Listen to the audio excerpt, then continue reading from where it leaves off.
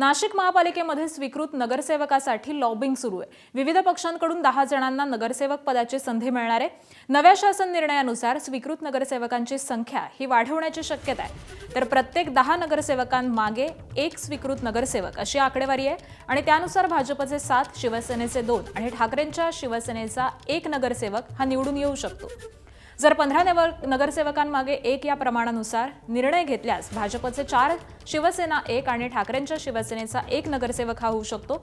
उमेदवारी न मिळालेल्या इच्छुकांसह सर्वच पक्षांनी स्वीकृत नगरसेवक बनवण्यासाठी जोरदार अशी फिल्डिंग आता लावलेली आहे।